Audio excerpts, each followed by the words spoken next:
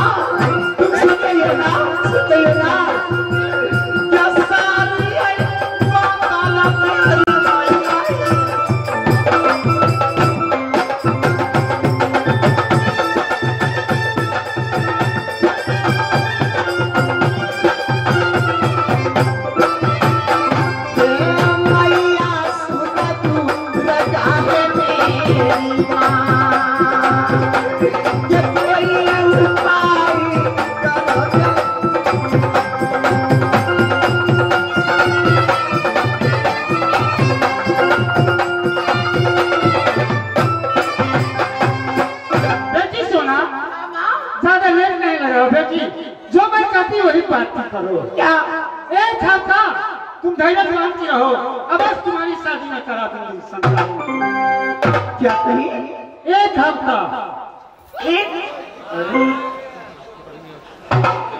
एक हफ्ता हाँ नहीं एक हफ्ता यार ये 8 रोज नहीं मुझसे नहीं होगा मेरी शादी आज होनी चाहिए बेटी सोना आपकी कोई विशेष दिन नहीं हुआ चलो महल के पास बैठो आज तुम्हारी शादी ठीक है ना मैं तुम्हारी बातों पे भरोसा करती हूँ हाँ लेकिन 8 रोज से 9 रोज नहीं होना चाहिए नहीं बेटी 8 रोज से 9 रोज नहीं होने दूंगी 8 ठीक है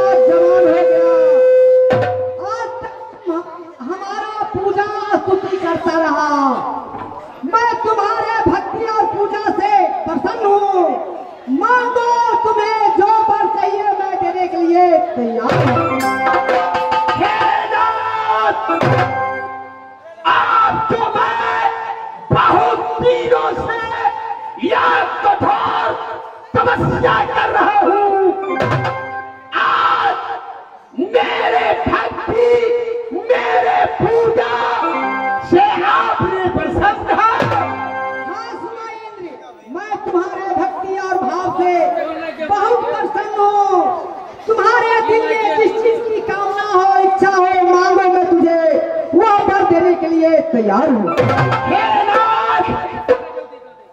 आप जब मेरे भक्ति से प्रसन्न है तो आप वचन दीजिए तब तब आपसे मैं कुछ मांग लूंगा। जब तक बदल नहीं देंगे तब तक आपसे मैं कुछ नहीं मांग सकता हूँ। राजा हूँ मैं, देवलोक का कहलाता हूँ सुरपति। देवता सब झुकाते हैं, सुबह और शाम है। सुनो सुबह इंद्र, मैं तुम्हें सोच समझकर वचन दे रहा हूँ। तू मेरा सबसे बड़ा भक्त हो, इसलिए मैं तुम्हें वचन दे रहा हूँ। मांगो जो वर मांगेगा मैं वह पूरा कर दूंगा।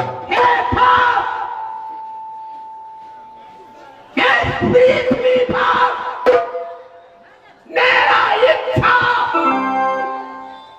मेरा विचार यही है कि इस पृथ्वी पर मैं अटल रहूं, अमर रहूं। जब अमर रहूंगा तो आपको मैं चलाऊंगा। क्यों नहीं सुबह इंद्र, तुम हमें बचपन से पूजा करते हुए आ रहे हो, पूजा करता रहेगा यह मैं जानता हूँ। इसीलिए मैं तुझे वचन दिया हूँ कि तुम वरदान मांगो, जो वरदान मांगोगे वही पूरा करूंगा। परंतु तुम मृत भुवन के रहने वाले हो। जी हाँ, जो मृत भुवन पर आया है उसे एक न एक दिन मरना पड़ता है। परंतु तुझे मैं कैसे अमर बना दूं?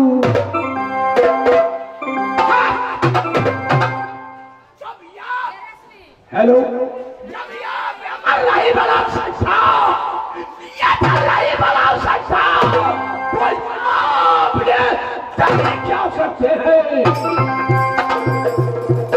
सुनो बेटा सुबह इंद्र, मैं तुझे अमर तो नहीं बना सकता हूँ, लेकिन तुम्हें वह अमर ढोल, जब तक वह ढोल सलामत रहेगा तब तक तुम नहीं मर सकते। रणभूमि में कितना भी बड़ा शत्रु तुम्हारे सामने क्यों नहीं हो, कितना तुम्हारी प्यारी सेना है क्यों नहीं मारा जाए, परंतु तुम उस ढोल को एक बार बजा दोगे सभी जीवित हो जाएंगे। इसलिए तुम अमर होने की वरदान नहीं मांगो, तुम्हें मैं वह अमर ढोल दे रहा हूँ। यह अमर ढोल मैं रख लेता हूँ और क्या दे सकते हैं ये बताओ। देखो मैं तुझसे यह दो पद कंगना दे रहा हूँ। इस कंगना का जोड़ी दूसरा इस संसार में नहीं है, सिर्फ यही है। लो मैं तुझे यह खुद प्रसन्न होकर के यह दो पद कंगना भी दे रहा हूँ।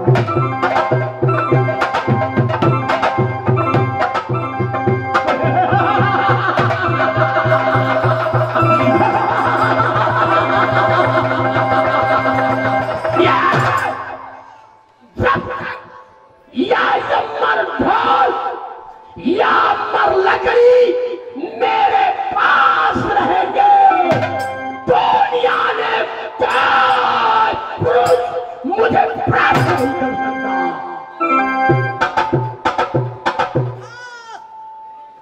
अब तुम जा सकते हो अपने धाम को, तुम चाहे जितना बड़ा बलवान क्यों नहीं हो जाओ, परंतु मैं एक न एक दिन इस मृत भुवन पर मरना होगा, वो भी कुमारी कन्या के हाथों।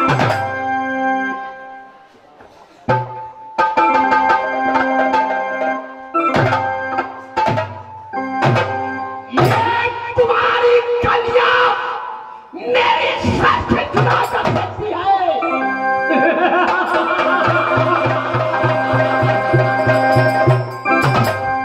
पुरुष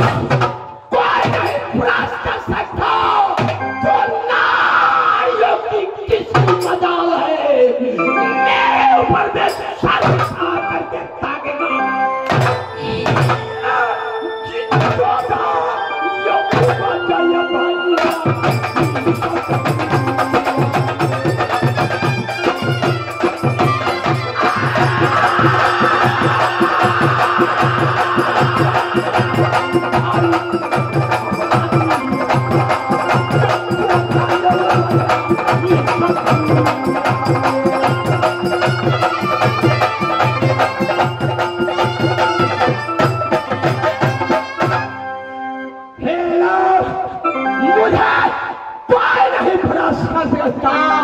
नारी की किसकी मजाल है जो तेरे ऊपर में सर उठा करके देखेगी।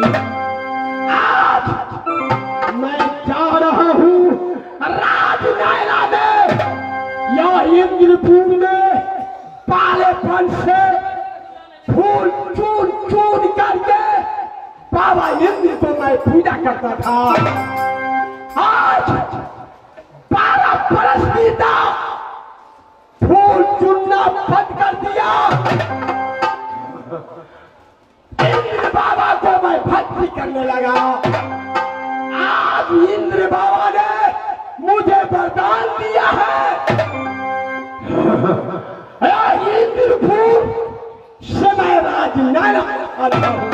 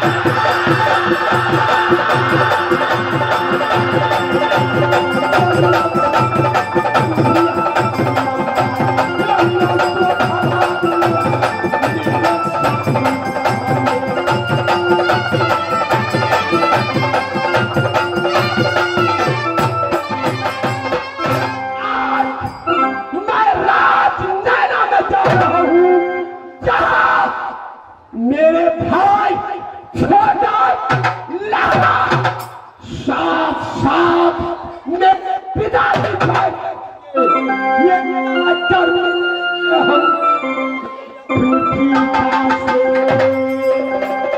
ये चाचा रबी ने किया पड़ा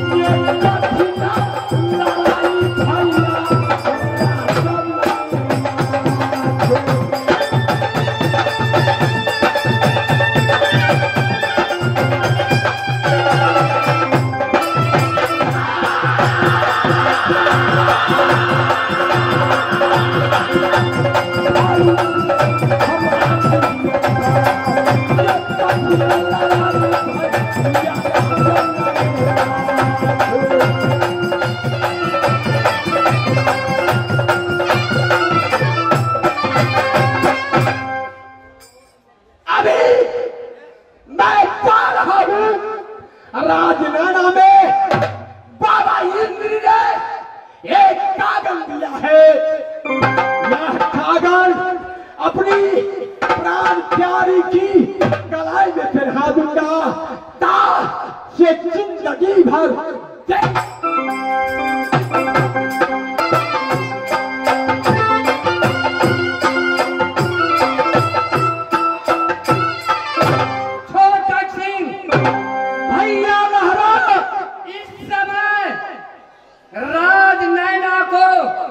समाचार सुनाओ। भैया जी, राजा कुशल प्रजा कुशल कुशल रहे नैना जी लोग, बड़ी कुशल में जनता है राज नैना जी भैया। छोटा सिंह भैया जी,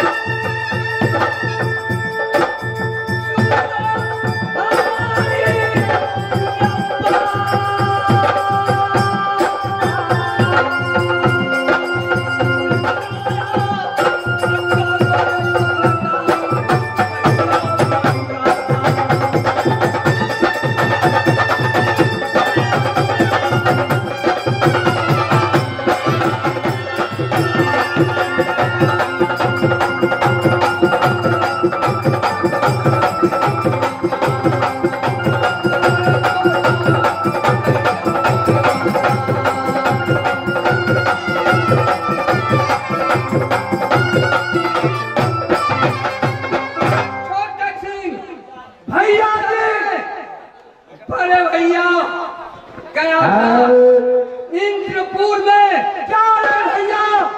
इंद्र भगवान को तपस्या करने के लिए आज राज नैना में भैया जी आया होगा। चलो भैया के बंगला पर। क्या है भैया? कब मुलाकात